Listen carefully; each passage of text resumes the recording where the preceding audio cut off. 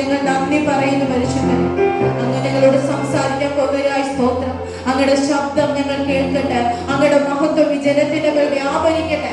അത് സംഭവിക്കുന്നതിനായി നന്ദി, യേശുവിന്റെ നാമത്തിൽ തന്നെ ആമേൻ. ഒന്നുകൂടെ വായിക്കാവോ? 1 രാജാക്കന്മാരുടെ പുസ്തകം 8-ാം അധ്യായം 10-11. പുരോഹിതന്മാർ വിശുദ്ധ മന്ദിരത്തിൽ നിന്ന് പുറപ്പെട്ടപ്പോൾ മേഘം യഹോവയുടെ ആലയത്തിൽ നിറഞ്ഞു. യഹോവയുടെ തേജസ് യഹോവയുടെ ആലയത്തിൽ നിറഞ്ഞിരുന്നത് കൊണ്ട് മേഘം നിമിത്തം ശുശ്രൂഷ ചെയ്യേണ്ടതിന് നിൽപ്പാൻ പുരോഹിതന്മാർക്ക് കഴിഞ്ഞില്ല. ഹല്ലേലൂയ. അങ്ങനെ ഒരു തേജസ് ഇതിൻ്റെ അകത്ത് വെളിപ്പെടുത്താൻ കർത്താവ് ആഗ്രഹിക്കുന്നു. നിങ്ങൾക്ക് ആഗ്രഹമുണ്ടോ? എനിക്ക് ആഗ്രഹമുണ്ട്. അപ്പ അങ്ങനെ ഇറങ്ങി വരണം. എൻ്റെ അപ്പ അങ്ങനെ നമ്മോട് സംസാരിക്കണം. അതിന് എന്താ വേണ്ടിയത്? നമ്മൾ ഇന്ന് അപ്പനോട് പറയണം, ആ തേജസ്സിനെ അനുഭവിക്കാൻ എന്നെ ഒന്ന് വിശുദ്ധീകരിക്കണേ. ഹല്ലേലൂയ. വിശുദ്ധീകരണം കൂടാതെ ആർക്കും ദൈവത്തെ കാണാൻ കഴിയില്ല. ഹല്ലേലൂയ. ഇതിനകത്ത് ദൈവത്തിന്റെ സാന്നിധ്യം നിങ്ങൾ അനുഭവിക്കും തോറും നിങ്ങളുടെ രീതികൾ മാറും, നിങ്ങളുടെ സ്വഭാവം മാറും, നിങ്ങളുടെ ചിന്തകൾ മാറും. പിന്നെ നിങ്ങളല്ല അവിടെ നിൽക്കുന്നത്, ദൈവത്തിന്റെ ആത്മാവിന്റെ തലവ. മനസ്സിലാകുന്നുണ്ടോ? പിടികിട്ടുന്നുണ്ടോ? ശലോമോന്റെ ആലയം മഹത്വം കൊണ്ട് നിറയണമെങ്കിൽ ശലോമോൻ എന്തൊക്കെയോ പ്രത്യേകതയുണ്ട്. ശരിയല്ലേ? ശലോമോൻ പണിത ആലയത്തിന്റെ മേൽ ദൈവ മഹത്വം വെളിപ്പെടണമെങ്കിൽ ശലോമോന്റെ ആലയത്തിന്റെ അകത്ത് എന്തൊക്കെയോ പ്രത്യേകതയുണ്ട്. BC 959-നും 960-നും ഇടയിലാണ് ശലോമോൻ ഈ ആലയം പണിയുന്നത്. ഹല്ലേലൂയ. ഈ ആലയം പണിയേണ്ടത് ദാവീദിന്റെ ഉത്തരവാദിത്വമായിരുന്നു. അപ്പനാകുന്ന ദാവീദിന്റെ ഉത്തരവാദിത്വമായിരുന്നു യഹോവയുടെ ആലയം പണിയേണ്ടത്. പക്ഷെ ദൈവം പറഞ്ഞു, നീയല്ല, നിന്റെ മകൻ ശലോമോൻ, അവൻ തന്നെ ആലയം പണിയും. എന്തുകൊണ്ട് ദാവീദിന് ആ വാഴ്ച അവസാനിച്ചു? പാപമത്ത് കയറിയുണ്ട്. കർത്താവിന്റെ വചനം പറയുന്നു, ദാവീദ് എന്റെ ഹൃദയപ്രകാരമുള്ള മനുഷ്യനാണ്, പക്ഷേ ആലയ പണി അവന്റെ കയ്യിൽ കൊടുത്തില്ല. അപ്പൊ ശലോമോന്റെ ആ ക്വാളിറ്റീസ് നമുക്ക് പഠിച്ചല്ലേ പറ്റുള്ളൂ. ഒന്നാമതായി അനുസരണ. തന്റെ പിതാവിനെ പൂർണ്ണമായി അനുസരിക്കാൻ അദ്ദേഹം തയ്യാറാകുന്നു. യഹോവയോടുള്ള സ്നേഹം. ഒന്ന് വായിച്ചേ, 1 രാജാക്കന്മാരുടെ പുസ്തകം 3:2-3. എന്നാൽ ആ കാലം വരെ യഹോവയുടെ നാമത്തിന് ഒരു ആലയം പണിയാതെ ഇരുന്നത് കൊണ്ട് ജനം പൂജാഗിരികളിൽ വെച്ച് യാഗം കഴിച്ചു പോന്നു. ശലോമോൻ യഹോവയെ സ്നേഹിച്ചു. തന്റെ അപ്പനായ ദാവീദിന്റെ ചട്ടങ്ങളെ അനുസരിച്ച് നടന്നുവെങ്കിലും അവൻ പൂജാഗിരികളിൽ വെച്ച് യാഗം കഴിക്കുകയും ധൂപം കാട്ടുകയും ചെയ്തു. ജനത്തിന് എപ്പോഴും ആരാധിക്കാൻ ഒരു ആലയം വേണം. ശരിയല്ലേ? എന്ന് പറഞ്ഞ് കെട്ടിടത്തിന്റെ അകത്ത് അധിവസിക്കുന്നവനാണ് നമ്മുടെ ദൈവമെന്ന് ഞാൻ പറയില്ല. നമ്മുടെ ശരീരമാകുന്ന ആലയത്തിന്റെ അകത്താണ് കർത്താവ് വസിക്കുന്നത്. മനസ്സിലാകുന്നുണ്ടോ? ഈ ആലയം എത്ര മനോഹരമായി വൃത്തിയാക്കിയിട്ടിരിക്കുന്നു. ഇതിന്റെ ഫുൾ ക്രെഡിറ്റ് പ്രിയ അഭിഷിക്തനുള്ളതാ. നിങ്ങളാകുന്ന ആലയത്തിൽ നിങ്ങൾ വൃത്തിയായി ഇട്ടിട്ടുണ്ടോ? ചോദ്യം ഞാൻ വിടുകയാണ്. നിങ്ങളുടെ ശരീരമാകുന്ന ആലയത്തെ നിങ്ങൾ ഇതുപോലെ ക്ലീൻ ആക്കി ഇട്ടിട്ടുണ്ടോ? കേവലം ഭൗതികമായ ഒരു സഭയ്ക്കകത്ത് നമ്മൾ കയറി ഇരിക്കുമ്പോ ഇത് വൃത്തിയായി ഇട്ടിരിക്കുന്നത് പോലെ നിന്റെ ജീവിതത്തെ നീ വിശുദ്ധീകരിക്കുന്നുണ്ടോ? ശ്രമിക്കുന്നുണ്ടെങ്കിൽ അടിച്ചു വാരി വൃത്തിയാക്കിയ നിന്റെ ശരീരത്തിന്റെ അകത്ത് ഇന്ന് തേജസ് ഇറങ്ങും. നീ തേജസ് കൊണ്ടേ പോകത്തുള്ളൂ. ഇന്ന് ഈ സമയം നീ ദൈവത്തോട് സംസാരിക്കുക. കഴിഞ്ഞ മിനിറ്റിൽ സംഭവിച്ച പാപത്തെ കുറിച്ച് ഞാൻ നിന്നോട് ചോദിക്കുന്നില്ല. കഴിഞ്ഞ നിമിഷത്തിൽ സംഭവിച്ച കുറ്റങ്ങളെ കുറിച്ച് ഞാൻ ചോദിക്കുന്നില്ല. ഈ സമയം നീ അപ്പനോട് പറയാൻ തയ്യാറാകുക, എന്നെ അങ്ങയുടെ ഒരു ആലയമാക്കി മാറ്റണമേ. അങ്ങയുടെ ആ മഹത്വം ഇറങ്ങി വരുന്ന ഒരു ആലയമായി മാറ്റണമേ. ഹല്ലേലൂയ. ഈ ആലയമായി നിന്റെ ശരീരം മാറിയ നീ എവിടെ പോയാലും രോഗികൾ സൗഖ്യമാവും. നീ എവിടെ പോയാലും പൈശാചിക മേഖലകൾ ഇളകും. നീ എവിടെ പോയാലും ഒരു അത്ഭുതമായി മാറും. പുറകിൽ കിടക്കുന്ന നീ ഒന്നാമതായി എത്തും. ഏറ്റവും പുറകിലാണോ നിന്റെ സ്ഥാനം, നീ ഒന്നാമതായി എത്തും. ആരോടോ പരിശുദ്ധമ്മ പറയുന്നു, ഏറ്റവും പുറകിലായി പോയി ആരൊക്കെ ഇതിന്റെ അകത്ത് കേൾക്കുന്നുണ്ട്? ബിസിനസിന്റെ അകത്തായിക്കോട്ടെ, ശുശ്രൂഷയിലായിക്കോട്ടെ, കുടുംബ ജീവിതത്തിന്റെ അകത്തായിക്കോട്ടെ, നീ ഏറ്റവും പുറകിലാണോ? ഈ മഹത്വം നിന്റെ മേൽ വെളിപ്പെട്ടാൽ നീ ഒന്നാമനായി മാറും. അതായത് പാടിയത്, ചിലരെ മറികടന്ന് എന്റെ അടുത്ത് വന്നു. എന്റെ അടുത്ത് വരണമെങ്കിൽ എനിക്ക് എന്തൊക്കെയോ ഗുണങ്ങളുണ്ട്. പിടികിട്ടുന്നുണ്ടോ? കർത്താവ് പറയുന്നത് അതുപോലെ ചെയ്യുന്ന ജനറേഷൻ ചോദ്യം ചോദിക്കത്തില്ല. അപ്പൻ എന്തു പറഞ്ഞാലും അത് ചെയ്യാൻ വില്ലിങ്ങാവുന്ന അനിബ്രദർ ഉണ്ടെങ്കിൽ അനിബ്രദറിനെ കർത്താവ് ഉപയോഗിക്കും. അതിൻ്റെ അകത്ത് പവിത്ര സിസ്റ്റർ കൈപൊക്കിയാൽ അത് അതുപോലെ ചെയ്യാൻ തയ്യാറാണെങ്കിൽ പവിത്ര സിസ്റ്റർ ഉപയോഗിക്കും. അതിനാരെയും കർത്താവ് ഉപയോഗിക്കും. നിങ്ങൾ ആര് വേണമെങ്കിലും കർത്താവിന് എപ്പോ വേണമെങ്കിലും ഉപയോഗിക്കാൻ പറ്റും. അതിന് നിങ്ങളുടെ മനോഭാവം എന്താ? ജീവിതത്തിൽ കൊടുങ്കാറ്റ്, പ്രതികൂലം, പ്രതിസന്ധി വരുമ്പോ അപ്പൻ ഇട്ടിട്ട് പോവോ? അതോ എന്ത് പ്രതിസന്ധി വന്നാലും എന്റെ അപ്പൻ മതി എന്ന് പറഞ്ഞ അപ്പന്റെ പാദപിടത്തിൽ കിടക്കുവോ? പാദപിടത്തിൽ കിടക്കുന്ന ചിലത് ഇന്ന് പുറത്തു വരുന്നത് അത്ഭുതകരമായിട്ടായിരിക്കും, അതിശയകരമായിട്ടായിരിക്കും. പലരും നിന്നെ കുറിച്ച് എഴുതിയ ചില വിധി എഴുത്തുകളെ മാറ്റിക്കൊണ്ട് പരിശുദ്ധനെ പുറത്തു കൊണ്ടുവരും. Hallelujah, hallelujah. ഗിബെയോനിൽ വച്ച് ശലോമോൻ രാജാവിന് ഒരു എൻകൗണ്ടർ. എപ്പോഴാ സാർ ഈ എൻകൗണ്ടർ വരുന്നതെന്ന് അറിയാൻ പറ്റത്തില്ല. Be ready. ഈ മെസ്സേജിന്റെ ഏത് സമയത്ത് വേണമെങ്കിലും നിങ്ങൾക്ക് ഒരു എൻകൗണ്ടർ വെളിപ്പെടാൻ സാധ്യതയുണ്ട്. സ്വർഗം നിന്റെ മുമ്പിൽ തുറക്കാൻ സാധ്യതയുണ്ട്. ദൂതന്മാരെ നീ കാണാൻ സാധ്യതയുണ്ട്. സാധ്യതകളെ ഇല്ലാത്തിടത്ത് സാധ്യതകളെ സൃഷ്ടിക്കാൻ എന്റെ അപ്പാക്ക് കഴിയും. എൻകൗണ്ടർ വെളിപ്പെട്ട നീ ആള് മാറും. എന്താ എൻകൗണ്ടർ എന്ന് കൂടെ പറയാം. കർത്താവുമായി മുഖാമുഖം സംസാരിക്കുന്നതാണ് എൻകൗണ്ടർ. ശലോമോൻ രാജാവിന് ഗിബെയോനിൽ വെച്ചുണ്ടായി. പവിത്ര സിസ്റ്റർക്ക് കാട്ടിന്റെ അകത്തുണ്ടായി. ദാവീദിന് കാട്ടിന്റെ അകത്തുണ്ടായി. പിടിയിട്ടുന്നുണ്ടോ? ആ മുഖാമുഖം സന്ധിക്കകത്ത് നിന്നെ ചിലര് ഒറ്റപ്പെടുത്തും. ദൈവത്തിന്റെ സമയമായെന്ന് എങ്ങനെ അറിയാം? നീ ഒറ്റപ്പെടും. ചില ഇടങ്ങളിൽ നിന്നെ മാറ്റി നിർത്തി എല്ലാവരും കൂടെ നിന്നെ ക്രൂശിക്കാൻ തുടങ്ങും. ദൈവത്തിന്റെ സമയമായ ഹായ് എന്ന് പറഞ്ഞുകൊണ്ടിരുന്നവരെ ഹായ് മതിയാക്കും, ചിരി മതിയാക്കും. എല്ലാം തീർന്നു എന്ന് പറഞ്ഞ് നിലവിളിക്കാനല്ല, നിന്നെ കർത്താവ് സെലക്ട് ചെയ്തോണ്ട് അവർ സ്തുതിച്ചു തുടങ്ങണം.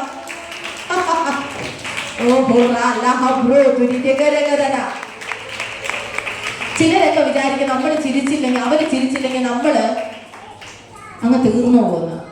അവൻ ചിരിച്ചില്ലെങ്കിൽ കുഴപ്പമില്ല, സ്വർഗത്തിലെ ദൈവം ചിരിച്ചാൽ മതി. മനസ്സിലാകുന്നുണ്ടോ? മനസ്സിലാകുന്നുണ്ടോ? പിടി കിട്ടുന്നുണ്ടോ? ചിലർ നിന്നെ നോക്കിയിരിക്കുന്ന നിന്നെ തളർത്തി കളയാനാ. ചിലരൊക്കെ നിന്റെ നന്മ കാണാനല്ല അഭിഷിക്ത ആഗ്രഹിക്കുന്നത്. നിങ്ങളുടെ ഏരിയയുമായി ബന്ധപ്പെട്ട് നിങ്ങൾ ആത്മീയ ആരാധനയ്ക്ക് പോകുന്നതുകൊണ്ട് വല്ലാത്ത തടസ്സം നിങ്ങൾ അനുഭവിക്കുന്നുണ്ട്. വല്ലാത്ത അനുഭവം നിങ്ങൾ അനുഭവിക്കുന്നുണ്ട്. പരിശുദ്ധാത്മാവിനോട് പറയുന്നു, നിങ്ങളുടെ ആ സീസണെ തിരിക്കാൻ എന്റെ അപ്പ ഇവിടെ വന്നിട്ടുണ്ട്. നിങ്ങൾ ആരൊക്കെ കുറ്റം വിധിച്ചോ ആ വ്യക്തികളെല്ലാം ആ സഭയിൽ അത് കയറും.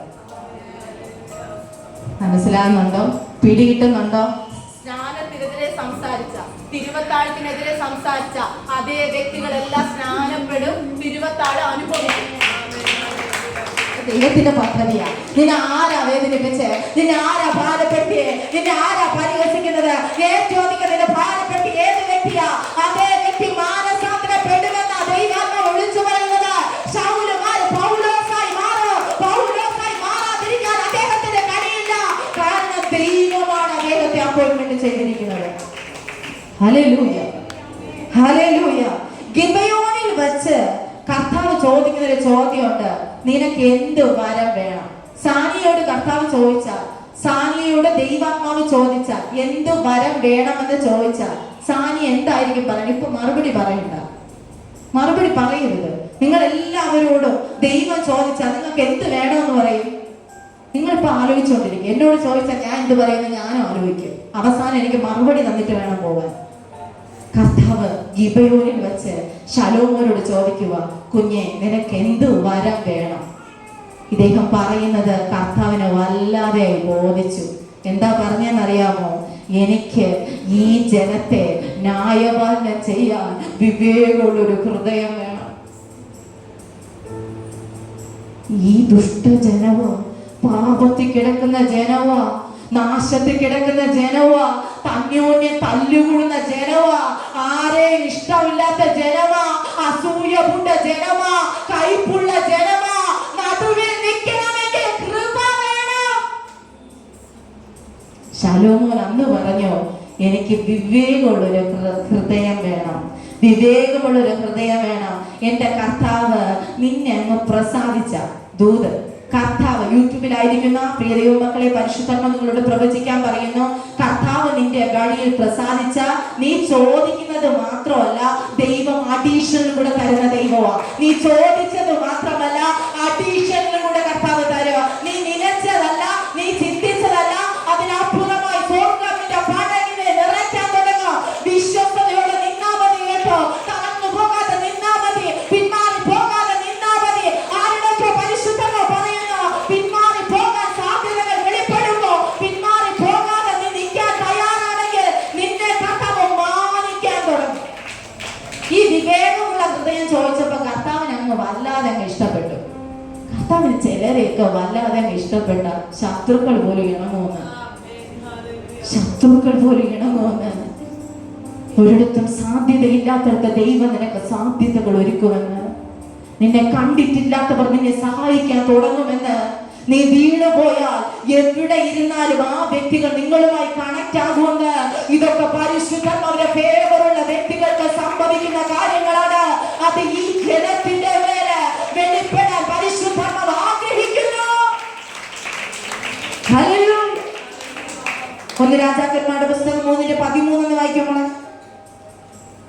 ഇതിനു പുറമെ നീ അപേക്ഷിക്കാത്തതായ സമ്പത്തും മഹത്വവും കൂടെ ഞാൻ നിനക്ക് തന്നിരിക്കുന്നു. കർത്താവിന് പ്രസാദം 12 വായിച്ചേ. 3:12 ഞാൻ നിന്റെ അപേക്ഷ പ്രകാരം ചെയ്തിരിക്കുന്നു. യെസ്. ജ്ഞാനവും വിവേകവും ഉള്ള ഒരു ഹൃദയം ഞാൻ നിനക്ക് തന്നിരിക്കുന്നു. യെസ്. നിനക്ക് സമനായവൻ നിനക്ക് മുമ്പ് ഉണ്ടായിട്ടില്ല. യെസ്. നിനക്ക് സമനായവൻ നിന്റെ ശേഷം ഉണ്ടാകുകയുമില്ല. യെസ്. ഇതിനു പുറമെ നീ അപേക്ഷിക്കാത്ത, ഞാൻ പറഞ്ഞ അഡീഷണൽ ഇതാ വരുന്നുണ്ട്. വേണോ നിങ്ങൾക്ക്? ചിരിച്ചോണ്ടിരിക്കുവാണോ? ഇവിടെ ശ്രദ്ധിക്കുന്നുണ്ടോ? എല്ലാരും ശ്രദ്ധിക്കുന്നുണ്ടോ? എല്ലാരും ഇവിടെ ഉണ്ടോ? അതോ മീൻകറി പാത്രത്തിനകത്തായി പോയോ? ഇപ്പോ ഞാൻ വിടും, കറക്റ്റ് ഒരു മണി കഴിയുമ്പോൾ ഞാൻ വിടും. നിങ്ങൾക്ക് അതൊക്കെ ഭക്ഷിക്കാനുള്ള സമയമുണ്ട്. ഇപ്പൊ മീൻകറിയുടെ അകത്തൊന്നും പോകരുത്, വീട്ടിൽ പോയിട്ട് വരരുത്. ഗ്യാസ് ഒക്കെ ഓഫ് ചെയ്ത് വച്ചിട്ടാണ് വന്നത്. ഗ്യാസ് ഒക്കെ ഓഫ് ചെയ്തെന്ന്, ഫ്രിഡ്ജൊക്കെ ഓഫ് ചെയ്ത്. മഴയൊന്നുമില്ല, കുഴപ്പമില്ല, ഒന്നും പറ്റൂല. ഓക്കെ ആണല്ലോ? ശ്രദ്ധ എവിടെയൊക്കെ പോകുന്നുണ്ട്, അത് ചിരിക്കുവാണല്ലോ. അപ്പൊ ഇങ്ങനെ ചിന്തിച്ചുകൊണ്ടിരിക്കുന്നവരുണ്ടായിരുന്നു. ഓക്കെ അപ്പൊ ഓക്കെ, എല്ലാം ഓക്കെയാണ്, എല്ലാം ഓക്കെയാണ്. പറഞ്ഞ എല്ലാം ഓക്കെയാണ്, എല്ലാം ഓക്കെയാണ്. നിങ്ങളെ തട്ടി നിങ്ങൾ പറയും എല്ലാം ഓക്കെയാണ്. എവറിത്തിങ് ഈസ് ഓക്കെ, എല്ലാം ഓക്കെയാണ്. All is well. കേട്ടിട്ടുണ്ടോ? വളരെ സന്തോഷമായിട്ടിരിക്കുന്നു. ഓൾ ഈസ് വെൽ, എല്ലാം സുഖമായിരിക്കുന്നു. നിങ്ങളെ പറ്റി തന്നെ പറയണം. കർത്താവ് ആഗ്രഹിക്കുന്നു നിങ്ങൾ സുഖവും ശുഭവുമായി ഇരിക്കാൻ.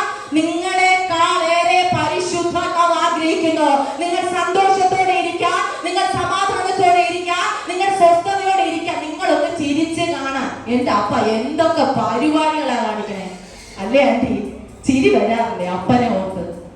അല്ലേ? ഞാനൊന്ന് ഇതുപോലെ ഒന്ന് ചിരിക്കാൻ പിടികിട്ടുന്നുണ്ടോ? മനുഷ്യ ചെയ്യത്തില്ല ആന്റി. എന്റെ അപ്പൻ അങ്ങനെ, അപ്പന് പ്രസാദം തോന്നിയ നിന്നെ ചിരിപ്പിക്കാൻ അവൻ ഏതറ്റം വരെ പോകും. അതുകൊണ്ടായി വേര തിരഞ്ഞെടുത്തേ. വളരെ പ്രൗഡായി വേര.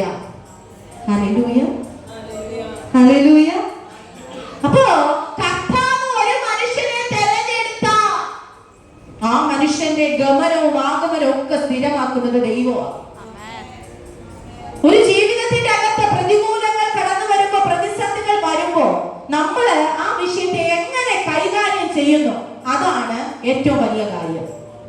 എന്റെ കയ്യിൽ ഒരു മുറിവ് പറ്റുക, പിന്നെ ഞാൻ ഡ്രൈവ് ചെയ്യത്തില്ല, ഭയങ്കര വേദന. അതിനോട് പറയാം, കുഞ്ഞെ ഒന്ന് പിടിച്ച് പൊക്ക്, എന്റെ കയ്യിൽ വേദന. ഞാൻ വന്ന ഉടനെ പറയാം, അതിനോട് വന്നിട്ട് എന്റെ കൈ ഒന്ന് പിടിച്ച്. അതല്ല, ഇത് ഒരു മനോഭാവം. രണ്ടാമത്തെ മനോഭാവം, എന്റെ കയ്യിൽ മുറിവാണ്, ഈ മുറിവ് വച്ചുകൊണ്ട് തന്നെ ഞാൻ വണ്ടി ഓടിക്കുന്നു. വണ്ടി ഓടിച്ചപ്പോ രക്തം പുറത്തു വന്നു. രക്തം പുറത്തൊന്നും ഞാൻ നോക്കിയില്ല. എന്റെ ഹാൻഡ് കർച്ചീഫ് എടുത്ത് അതിനെ ഞാൻ കെട്ടി. എന്നിട്ട് വണ്ടി ഓടിച്ച് ഇവിടെ വന്നാലും രണ്ടും രണ്ട് മനോഭാവമാണ്. പിടിയിട്ടുന്നുണ്ടോ? ഒന്നാമത്തെ മനോഭാവം, എനിക്ക് ആരെയും കൂടാതെ ജീവിക്കാൻ കഴിയില്ല. ദൈവമക്കൾക്ക് വേണ്ടത് രണ്ടാമത്തതാണ്. ഹല്ലേലൂയ. താങ്ങാൻ ആരുമില്ലെങ്കിൽ കൊതുക് കടിച്ചാൽ പോലും എന്ന് പറഞ്ഞ് വീഴുന്നവരാണ് നമ്മൾ ജനം. കൊതുക് കടിച്ചാൽ മതിയെന്ന് പല്ല് തേച്ചപ്പോ പല്ല് ചെറുതായിട്ടൊന്ന് ഇളകിയാൽ മതി, എന്റെ പല്ലൊക്കെ പോയേ, എന്റെ സൗന്ദര്യമൊക്കെ പോയേ. പ്രാർത്ഥന വിഷയങ്ങളാണ് ഇതൊക്കെ. പ്രാർത്ഥന വിഷയമായി സിസ്റ്ററെ. അതെ, എന്നെ വിളിച്ച് പ്രാർത്ഥിക്കണം. എന്റെ ഒരു ചെറിയ പല്ല് പോയി സിസ്റ്റർ, അതിനെ മുളയ്ക്കാൻ വല്ല സാധ്യതയുമുണ്ടോ? പല്ല് മുളപ്പിക്കാനല്ല എന്റെ ജോലി, ദൈവവേലയാണ്. ഹല്ലേലൂയ. എന്റെ മകന് വിവാഹം നടക്കാൻ വല്ല സാധ്യതയുമുണ്ടോ? ജ്യോതിഷമല്ല എന്റെ ജോലി, ദൈവവചനം പറയലാണ് എന്റെ ജോലി. ഇതിന്റെ അകത്തുള്ള എന്തെങ്കിലും ഉണ്ടോ? അത് നിങ്ങൾക്ക് എന്നോട് ചോദിക്കാം. ഹല്ലേലൂയ. അടുത്ത മാസം വീട് പാലുകാച്ച് നടത്തിയാൽ ശരിയാകുമോ സിസ്റ്റർ? അത് നിങ്ങൾ എന്നോടല്ല ചോദിക്കേണ്ടത്, നിങ്ങളുടെ ഹസ്ബൻഡിനോടാണ് ചോദിക്കേണ്ടത്. ഹസ്ബൻഡിന്റെ തല എന്നോട് ചോദിച്ചാൽ എനിക്കറിയാമോ? നിങ്ങളുടെ വീട്ടിൽ ഞാനല്ല താമസിക്കുന്നത്, നിങ്ങളാണ്. പിടി കിട്ടുന്നുണ്ടോ? ചിലർക്കൊക്കെ ചിരി വന്നെങ്കിലും എനിക്കും ചിരി വരാറുണ്ട്. ചിലപ്പോഴൊക്കെ വരുന്ന ഫോൺ കോളുകൾ കേട്ട് എന്ത് ചെയ്യണമെന്നറിയാതെ അന്തിച്ച് നിൽക്കുന്ന സാഹചര്യങ്ങൾ എന്റെ ലൈഫിന്റെ അകത്തുണ്ട്. ഹല്ലേലൂയ. ഒരു സഹോദരി ഇടയ്ക്ക് വിളിച്ചിട്ട് എന്നോട് ചോദിച്ച, എന്റെ മകൻ കല്യാണം കഴിച്ചുകൊണ്ടുവന്ന ഈ മരുമകൾ അത്ര ശരിയാവൂല, ഈ മകളെ മാറ്റിയിട്ട് വേറെ ഒരു മരുമകളെ കൊണ്ടുവരാൻ നല്ല വകുപ്പുണ്ടോ ബാംഗ്ലൂരിൽ? ഞാൻ പറഞ്ഞു, കർത്താവ് യോജിപ്പിച്ചതിനെ, ഞാൻ മുഖം നോക്കാന്ന് തന്നെ പറഞ്ഞു, ചിലതൊക്കെ അങ്ങനെ പറഞ്ഞാലേ പറ്റൂ. കർത്താവ് യോജിപ്പിക്കുന്നതിനെ വേർതിരിക്കരുതെന്ന വചനമുണ്ട്. എനിക്ക് അതിൽ വ്യവസ്ഥയ്ക്ക് വിരോധമായി ചെയ്യാൻ കഴിയില്ല. ഇതുവരെ ആ കോൾ എനിക്ക് വന്നിട്ടില്ല. ദൈവത്തിന്റെ സ്തോത്രം. പറയേണ്ടത് പോലെ പറയണം. ഹല്ലേലൂയ. ഇതുവരെ വിളിച്ചിട്ടില്ല സിസ്റ്റർ, എനിക്ക് വളരെ സന്തോഷം തോന്നി. വിളിക്കേണ്ട. മനസ്സിലാകുന്നുണ്ടോ? നിന്റെ പനി മാറാനും നിന്റെ ജലദോഷം മാറുവാനും അല്ല കർത്താവിന്റെ പരിപാടി, നിന്റെ നിത്യതയെ ചേരാനാ.